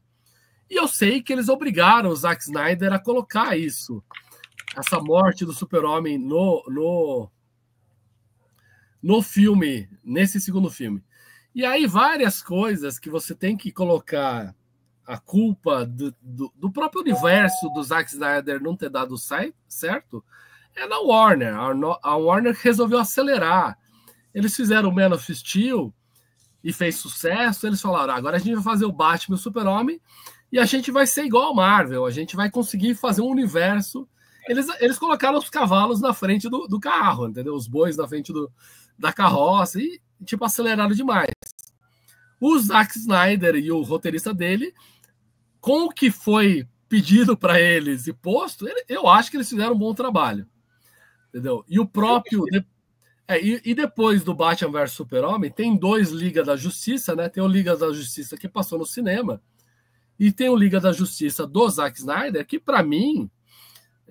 eu sei que tem um monte de gente que vai me xingar e eu já presenciei isso pessoalmente. Para mim, o Liga da Justiça do Zack Snyder é fantástico, é perfeito. O filme tem 4 horas, mas você não sente. Você fica as 4 horas assistindo o Flash, o Cyborg. Ele leva tempo para trabalhar todos os personagens que ele não tinha trabalhado antes, para compor uma história. Na hora que ele põe, e aí tem que bater palma para ele, na hora que ele põe os personagens do Jack Kirby, o Darkseid, a todo aquele universo dos Parademos, assim, eu sento e ajoelho, porque mais do que o Super-Homem, o Jack Kirby, apesar de ser o grande criador da Marvel, ele foi o maior quadrinista do mundo. Então, quando eu vejo os personagens dele aparecendo num filme, e num filme da DC, melhor do que nos filmes da Marvel, porque os filmes da Marvel são mais infantis, e aí eles pegam o Darkseid do jeito que ele tem que ser, aquele universo do quarto mundo, e colocam no filme do Super-Homem, no filme da Liga. Meu, eu sento e choro, porque aquela cena final, quando o Super-Homem olha por Darkseid e aberto, e o Darkseid fala que ele vai voltar para lutar, para mim é fantástico. Para quem quiser entender como o Zack Snyder gosta do Jack Kirby e queria continuar isso, apesar de todos os defeitos do mundo do Zack Snyder, nos créditos, quando entra aquela música Aleluia, na hora que vai aparecer o nome do Jack Kirby, ele faz a seguinte deferência ao Jack Kirby, o Zack Snyder. A tela inteira tá passando os créditos, todos os nomezinhos. Na hora que vai aparecer o nome do Jack Kirby, a tela fica praticamente preta inteira e só aparece o nome do Jack Kirby. Aparece assim, quarto mundo criado por Jack Kirby. Aparece o nome do criador do Super-Homem, do Batman, de todo mundo, junto com o dos outros. Do Jack Kirby, ele faz uma separação. E aí, se prestar atenção na música, a música para o Jack Kirby também. Para você entender, assim, o Zack Snyder pode ter vários defeitos, o tipo de filme que ele faz. Eu lembro que quando o 300 saiu no cinema, eu lembro de escutar o Arnaldo Jabor malhando o 300. Assim, o 300 é uma adaptação perfeita do gibi do Frank Miller. Verdade. Não é uma adaptação da história real do Leônidas. É uma adaptação do quadrinho. Como a adaptação do quadrinho é fantástica, é perfeita. Aí você percebe que o Zack Snyder sabe o que ele está querendo contar. Ele quer fazer referência aos quadrinhos. É assim, só que é um quadrinho de uma época específica, que é esse quadrinho de desconstrução do Alan Moore, do Frank Miller. É uma fase bem específica. Então vai ter gente que não vai gostar. E é por isso que tem gente que não gosta. Agora, indo para o James Gunn, se a gente for para o James Gunn, a gente vai ver alguma coisa diferente disso. Mas não tão diferente. Talvez algumas pessoas se surpreendam que o James Gunn não vai se distanciar tanto do Zack Snyder. É interessante. Em entrevistas recentes do próprio James Gunn, ele falou que ele chamou o Zack Snyder para perguntar, por exemplo, da cueca do Super-Homem. Porque o Zack Snyder foi o primeiro a tirar a cueca dos filmes, né? E o James Gunn está trazendo o calção de volta. E aí ele foi atrás, e o Zack Snyder falou, para mim a versão não servia, não ia funcionar.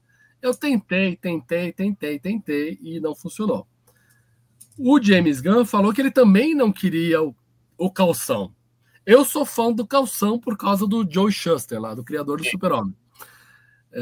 Mas eu entendo que numa versão mais realista, o calção fica meio besta, né? Meio bobo. E aí o James Gunn explica, né, em entrevistas que quem convenceu a ele a colocar o calção foi o ator, o David Corenswet, o ator que faz o Super-Homem. Ele explicou que o ator explicando que na psique do Super-Homem, o Super-Homem não quer se mostrar como uma coisa ameaçadora, como aquele alien, aquele super-deus. Então, para a criançada, para os jovens, ele precisa aparecer uma coisa meio boba, meio palhaço, meio caricato. Então, aquele uniforme muito colorido, azul claro, com a cueca, essas cores gritantes, deixa ele mais humano para o público que ele tem no mundo. E aí você percebe nos trailers, no jeito que eles estão vendendo o personagem, que ele vai ser um personagem alegre, que ele vai ser um personagem mais leve. Então aí a cueca faz sentido. E outra coisa, assim, o James Gunn, se você pegar o Peacemaker, aquele Creature Commandos, que é um desenho que ele lançou na Max, que já é desse universo novo que ele está construindo para DC, ele está adaptando também os anos 80 da DC, principalmente duas fases importantes. Uma é do John Ostrander, e o Suicide Squad dele e o Peacemaker é dessa fase dos quadrinhos do John Ostrander. E a Liga da Justiça. Nesse filme vai ter uma Liga da Justiça, um protótipo da Liga da Justiça, com o Guy Gardner, que é o Lanterna Verde, com a Mulher Gavião, com o Metamorfo, com o Sr. Mr. Terrific, que em português acho que é... Senhor Incrível, Senhor Incrível. Senhor Incrível. Senhor Incrível. Não é o da Disney, da Pixar, é outro Senhor Incrível. E esses personagens, na configuração que eles têm, eles são de uma fase da Liga da Justiça Internacional, que também é dos anos 80. Então, o Zack Snyder também é um garoto dos anos 70 que leu esses gibis dos anos 80, como o Zack Snyder, como eu.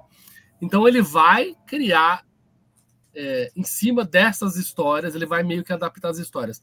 Da mesma forma que, quando ele fez o Guardiões da Galáxia, ele também adaptou essa época do Guardiões da Galáxia dos anos 80. Eu não sei se o pessoal lembra, se você lembra, que a primeira vez que fala das joias do infinito no universo Marvel dos filmes foi o James Gunn no primeiro Guardião da Galáxia. Numa entrevista ele fala que quando ele chegou lá, ele perguntou para o Kevin Feige, que é o grande poderoso da Disney e da Marvel, que eles estavam pretendendo para o futuro. E aí eles falaram que eles não sabiam, que eles estavam indo conforme as coisas estavam indo. Aí ele falou, não. Tem essa história aqui que chama Guerra Infinita, que tem a manopla do Thanos. Por que vocês não adaptam isso? Eu manjo disso, eu faço uma introdução aqui no Guardiões da Galáxia e vocês pegam daí. E eu acho que muito... Porque aí depois teve uma briga, a Disney mandou ele embora, aí ele foi para DC, o Suicide Squad dele, e depois ele voltou... Foi na fase da Disney, não gostamos do passado... não gostamos do passado do cara, né? Não, aí ele fez o Suicide Squad dele, aí ele voltou para fazer o Guardiões da Galáxia 3, e aí você percebe em várias entrevistas que ele, na Disney, apesar de ter feito isso, de ter contribuído dessa forma, parece que ele saiu um pouco ressentido de todo o episódio e da falta da liberdade que ele tinha. Porque ele queria fazer mais quadrinhos, porque ele é um garoto que gosta de quadrinhos. Então ele abraçou a ideia da DC muito fortemente e ele vai fazer o que ele gosta. Eu reassisti alguns filmes anteriores do Guardiões da Galáxia do James Gunn, da fase independente dele, até com a minha filha, para ela perceber que ele meio que se repete muito, o James Gunn. As histórias dele e os filmes dele são sempre um grupo de desajustados que no final se junta para um bem comum. Então você tem isso num filme que chama Super, que ele fez, no outro filme que chama Slime, que é um de terror, no próprio Guardiões Galáxias, no próprio Pacemaker, no próprio Suicide Squad dele, e provavelmente a gente vai ver algo parecido nesse Super-Homem. Isso do ponto de vista de história, entendeu? Vai ter alguns personagens desajustados, o próprio Super-Homem não sabe onde ele vai estar, você percebe isso no trailer, e ele vai achar o lugar dele no universo, em Metrópolis e tudo mais.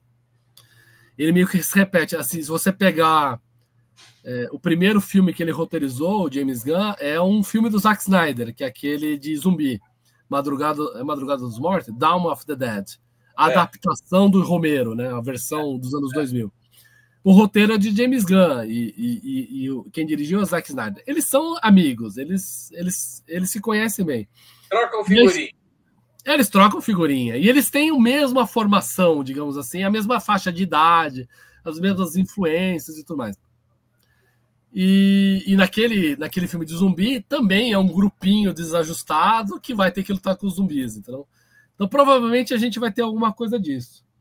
Oficialmente, o James Gunn, até a DC lançou um encadernado com 4 histórias, 4 minisséries que são a influência maior para esse Super-Homem do James Gunn, que são as 4 estações, né? Super-Homem As 4 Estações, do Jeff Loeb e do Tim Sale, que é uma minissérie, uma das melhores minisséries do Super-Homem dos anos 90 e 2000.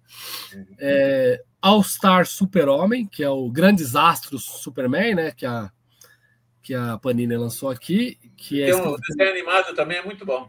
Tem o desenho animado. Acho que é a última, cronologicamente no tempo, é a última grande minissérie do Super-Homem. Ela foi lançada nos anos 2008, 2009, demorou vários anos para o Grant Morrison terminar ela, mas ela é uma versão muito boa do Super-Homem, porque ela consegue fazer um gancho entre a Era de Prata do Super-Homem e a Era atual, né, a Era do John Byrne. Então eu percebo que o James Gunn, de tudo que a gente falou, ele sabe as diferenças dos vários Super-Homens e ele vai usar essa Grandes Astros para construir o Super-Homem dele. Antes esse Super-Homem ia chamar Superman Legacy, né? O legado do Super-Homem, e depois ele resolveu mudar o nome só para Superman. E talvez esse nome legado conte um pouco do que ele está pretendendo.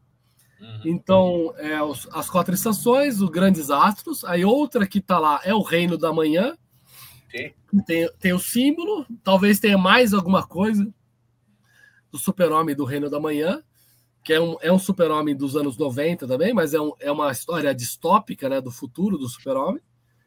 E o último que ele coloca como oficialmente, e a DC lançou encadernado, é a melhor história dos quadrinhos do Super-Homem, que é a história do Alan Moore, o que aconteceu com o Homem do Amanhã, que foi a última história da pré-crise, que o Alan Moore desconstrói o Super-Homem, e ele pega o Super-Homem da Era de Prata e faz o final definitivo do Super-Homem. E aí, realmente, é um Super-Homem desconstruído da mesma forma que o Homem de Aço, do Zack Snyder e tudo mais. Então, o James Gunn, apesar de estar buscando um tom mais leve, mais infantil, mais para o grande público, mais colorido, mais comédia, ele está bebendo ainda do Super-Homem dos anos 80, 90 e 2000, do Super-Homem mais moderno, até para falar com o público de hoje. Não oficialmente, o James Gunn fala que o Max Fleischer, o Super-Homem do Max Fleischer, é influência para ele. Eu estou colando aqui da lista que ele falou do lado aqui. Outro que ele fala, o desenho animado Superman Animated Series, aquele do Bruce Timm, do Paul Dini, também é uma referência. Essas são as referências não oficiais que ele soltou um tempo atrás no Instagram dele. Ele pega um pouco do Super-Homem dos Novos 52 do Grant Morrison, que é o mesmo autor dos Grandes Astros. E a última aqui, ele pega uma referência que talvez seja uma referência para o Luthor, mais do que o Super-Homem, que é uma minissérie de 5 partes. Eu acho que a Panini lançou aqui no Brasil. Nos Estados Unidos chamava Lex Luthor Man of Steel, né? Lex Luthor Homem de Aço. É escrito pelo Brian Azzarello, que é um escritor mais conceituado aí, e é desenhada pelo Lee Bermejo, que é um desenhista mais... quase um pintor, né? As capas, principalmente. Muito bonito. E aí o Luthor que o ator Nicholas Hoult vai fazer vai ser baseado nesse Luthor.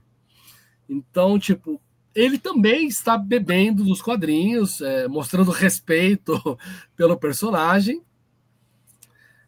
O filme, assim, foi dito que tem 2 horas. Pelos trailers, tem muita coisa no filme. É verdade.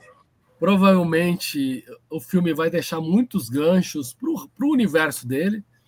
Eu vejo muita gente, muito fã do Super-Homem reclamando que não vai ser um filme do Super-Homem, porque tem muito personagem, tem muito super-herói, tem muito vilão. Então, tem muita gente... Mas, assim, o James Gunn gosta de fazer filme de grupo. Aquele grupo dos desajustados. Eu acho que ele está fazendo o que ele sabe, entendeu?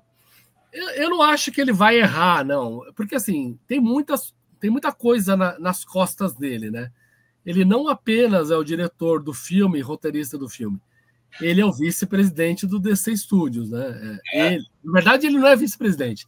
Ele é co-CEO com aquele Peter Safran lá, que é o outro cara, que cuida da parte do negócio. Ele cuida da parte criativa.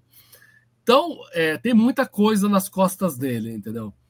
Eu vi uma entrevista ontem dele falando que a mulher dele, que trabalha junto com ele no Esquadrão Suicida, lá e no Peacemaker, aquela loirinha, esqueci o nome dela, da atriz, ela trabalha com ele, que eles tiraram férias agora um pouco depois dele terminar de filmar o Super-Homem, e ela brigou com ele que ele estava trabalhando no Peacemaker, no roteiro do Peacemaker, e ele falou que ele está há 2 anos escrevendo Creature Commando, Suicide Squad, Super-Homem, Peacemaker, a 2ª temporada do Peacemaker, e ele falou que ele se sentiu culpado de não estar aproveitando as férias com a mulher dele, e aí ele ficava falando, não, eu tô fazendo o seu seriado para ela, né? Para tentar pedir desculpa. Eu tô trabalhando no seu seriado. Ela, eu não quero saber do meu seriado, eu quero tirar férias. E assim, você percebe que ele tá com peso nas costas de tudo isso. Então, vamos ver o que vai sair, né? Normalmente, quando os diretores estão muito pressionados, não é bom, porque o cara não está se sentindo livre, seguro. É. Mas o James Gunn é talentoso, né? Ele sabe agradar. Ele tem jogo de cintura. Ele tem jogo de cintura. O Zack Snyder tem menos jogo de cintura, tanto que ele arranja brigas e tudo mais. Mas eu daria um voto pro Zack Snyder por causa do problema familiar que ele enfrentou durante... Sim. Não, a filha dele se matou, né? E assim... E foi triste, porque assim, a Warner usou isso meio que para tirar ele da jogada, entendeu? É uma coisa bem feia, né? Tipo, de se fazer. Eu acho, voltando só um detalhezinho do Zack Snyder, uma coisa que eu sei que aconteceu foi que o Chris Nolan, que foi o cara que trouxe o Zack Snyder, e a esposa do Zack Snyder, meio que blindaram ele. Ele nunca viu aquela versão que saiu no cinema do Joss Whedon, porque a esposa dele e o Chris Nolan falaram que se ele visse aquela versão, aquilo ia destruir ele mais ainda do que ele já estava destruído por causa da filha dele. Então eles meio que blindaram ele, não deixaram e incentivaram ele a soltar aquela versão do Liga da Justiça que ele queria. Então foi uma coisa meio difícil. Vamos torcer que o James Gunn saia do outro lado, que o negócio dê certo. É óbvio que tem muita gente torcendo contra, assim como tinha gente torcendo contra no Zack Snyder. Tem fã do Super-Homem torcendo contra ao filme do James Gunn. É um saco isso também, né? O pessoal acha que é Fla-Flu, né? Não, acha que... Hoje em dia tudo é Fla-Flu, né? Então o pessoal acha que é isso. Assim... eu vou ver amanhã, né? Os ingressos já estão na mão. Eu parei de ver muitos trailers agora perto da reta final para não tomar muito spoiler, porque eu já comecei a construir a história na minha cabeça. Isso não é bom, então eu espero chegar limpo para ver o filme e para ver o que ele quer contar, entendeu? Falando dos atores, eu vi poucas coisas desse ator do David Corenswet. Eu vi bastante coisa da menina que faz a Lois. Ela ganhou um Emmy naquele seriado da Prime que ela faz, né? Marvelous. Isso, Miss Maisel, né? O ator que faz o Lex Luthor, ele é muito bom, ele tá mais do que carimbado que ele consegue fazer. O suporte que vão fazer os outros heróis lá é a galerinha que o James Gunn já está acostumado a trabalhar. Verdade. Entendeu? Se você prestar atenção, não vou falar quem é, mas ele vai ter os robôs da Fortaleza da Solidão, que é uma coisa bem da Era de Prata e do Grandes Astros Super-Homem lá, do Grant Morrison. A voz de cada robô são pessoas do universo James Gunn.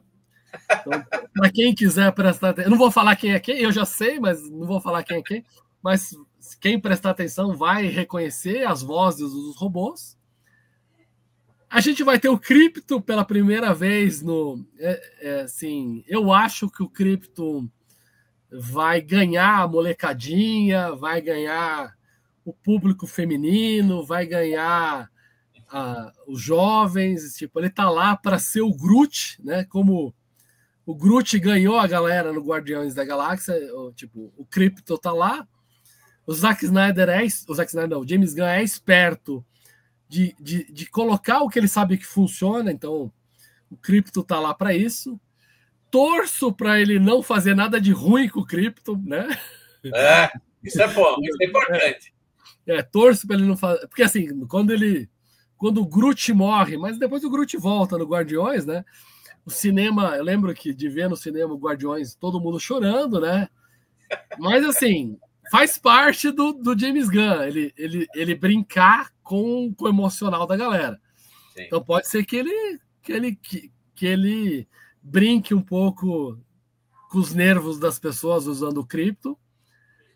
O Krypto, tipo, ver ele num filme é um sonho antigo dos fãs do Super-Homem, né? Mas é uma coisa que no Super-Homem mais dos anos 80 para cá não tem, né? O Krypto tem o Krypto, mas não é igual. Então vai ser divertido.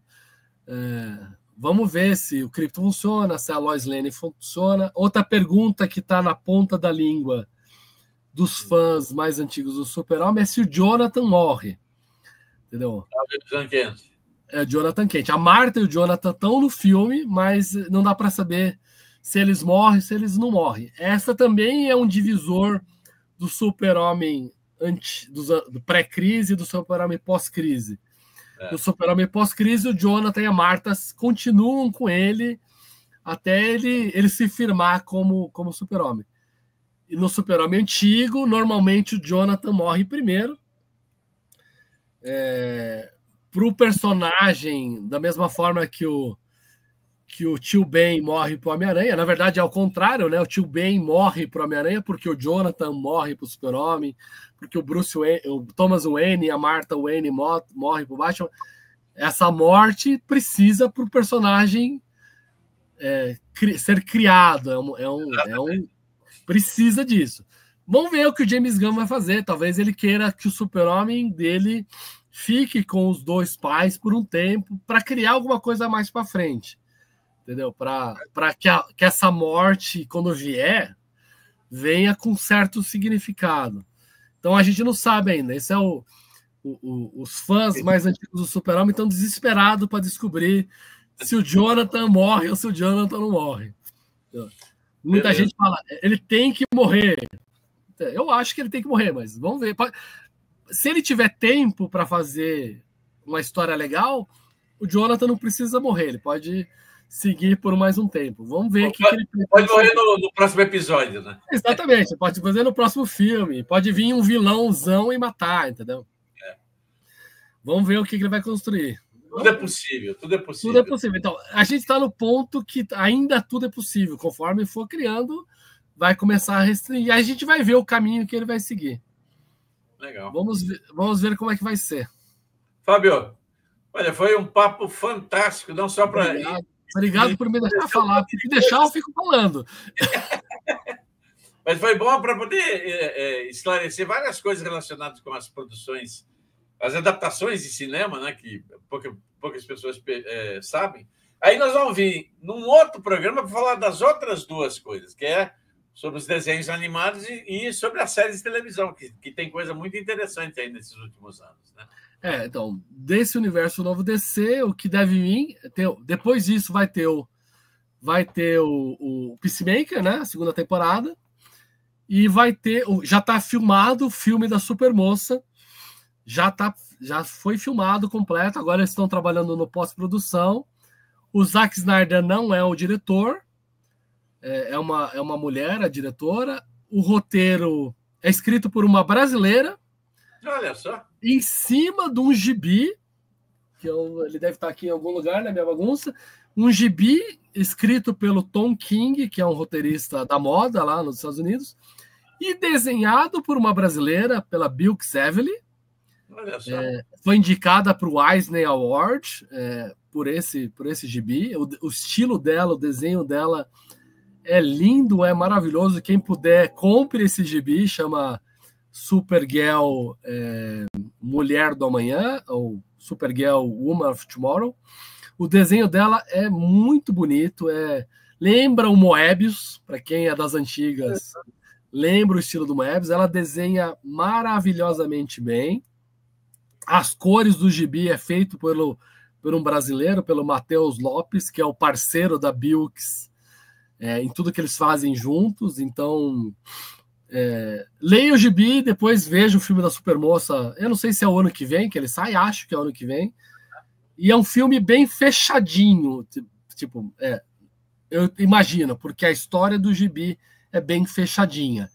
Então, o James Gunn falou que ele não pretendia ir para um filme da Supergirl, Supermoça, tão cedo, mas quando o roteiro se apresentou baseado no gibi, estava tão bem feito que ele falou, não, vamos filmar, entendeu? Vamos filmar. Teve várias outras coisas que ele pretendia fazer que ele já estava na fila, ele empurrou porque o roteiro não está muito bom. Inclusive o segundo Batman do Robert Pattinson, ele deu uma pausada, diz que vai sair, mas está pausado ainda. Então, percebe-se que ele está tomando cuidado em escolher o que ele vai fazer para frente. Legal. Beleza, Paulo, obrigado pela oportunidade. A gente se vê de novo. Com certeza, olhando para o céu. Olhando para o céu. Amanhã, eu vou ver amanhã, provavelmente vou ver de noite e provavelmente vou ficar sem dormir, porque eu vou ficar pensando, escrevendo, analisando. Tô tentando convencer a minha filha aí de novo a ver comigo, porque ela vai ver amanhã, coitada. Ela tá pé da vida, porque ela vai ser obrigada a ver. Eu falei, não, você vai comigo. E ela tá de férias e falei, não, agora você vai. Aí é bom. Não tem, eu sei que ela já tá com... Vai ser legal de ver, porque ela tá com todas as pedras na mão. Tá. Aí vamos ver o que vai acontecer durante o filme. Ela vai jogar mais pedra ou vai deixá-las no cantinho? Não, e assim, para mim, eu falo para ela, eu preciso de você porque eu sou de outra geração. Eu preciso ver o que os jovens... Porque esse é um super-homem, assim. A gente falou de vários super-homens, né? Uhum. Cada super-homem é de uma geração. A minha geração é o Christopher Reeve e o Dan Cain. As gerações mais jovens é o Tom Welling e o Cavill. A molecadinha de agora vai ser esse rapaz. Vai ser o David Corenswet. Eu lembro que quando eu fui ver o Henry Cavill a primeira vez lá fora, na sessão de cinema, eu era o primeiro ou segundo da fila, porque não tinha lugar marcado. E aí veio um velhinho e uma velhinha, bem velhinho, mais de 80 anos, com um andador, e pediu para furar fila minha e de um outro rapaz que estava na minha frente. E aí eu falei, claro, pode, vai em frente. Aí ele falou, eu leio Super-Homem desde os anos 30. Uau! O meu Super-Homem era o Kirk Allen. E aí a gente ficou conversando com ele, com esse era um senhor americano, bem velhinho. Ele tinha lutado no final da Segunda Guerra. E aí eu vi ele falando, eu falei, realmente, o Super-Homem é aquela que, voltando ao que você me perguntou no começo, o Super-Homem continua vivo porque ele consegue falar com cada nova geração. Enquanto ele conseguir fazer isso, falar com cada nova geração, ele vai continuar sendo relevante por mais 10, 20, 30 anos, entendeu? Então, talvez uma hora ele não seja mais relevante, da mesma forma que o Fantasma, Mandrake, outros personagens dos quadrinhos morreram. Mas a DC e a Warner consegue refazer ele de tempos em tempos. Então, vamos torcer para que esse Super-Homem do James Gunn seja o Super-Homem da molecadinha.